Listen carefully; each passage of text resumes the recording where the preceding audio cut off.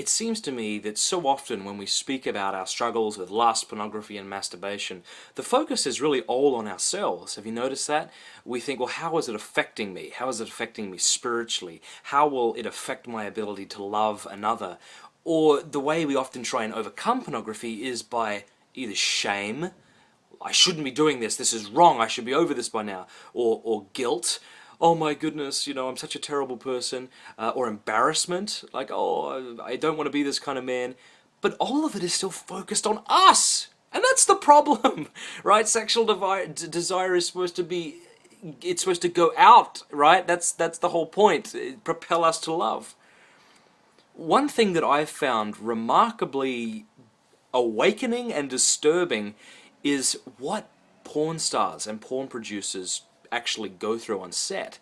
In my work, I have worked alongside those in the industry on both sides of the camera.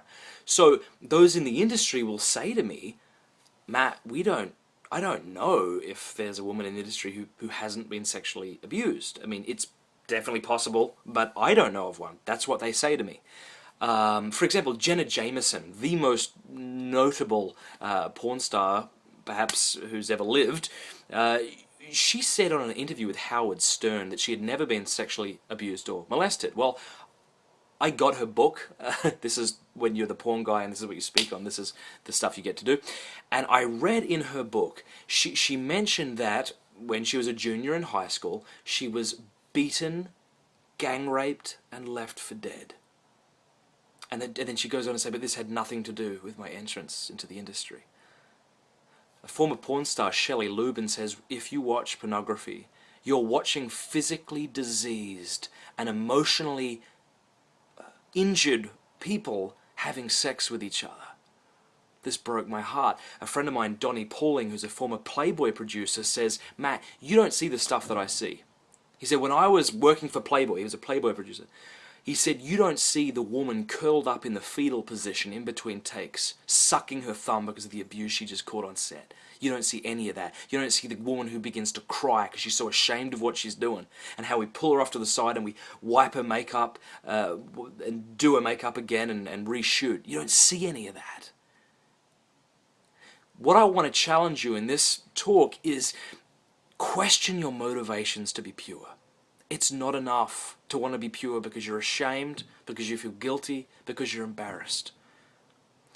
St. Thomas Aquinas says the only thing which can conquer a desire is a stronger desire. And I think he is spot on. When I would, in Canada, I remember there was nothing to do in the winter except sort of snowboard, but if you're uncoordinated like me, you couldn't do that. So we would just go down on what we call crazy carpets, this sheet of plastic. Woo! Doesn't take much skill.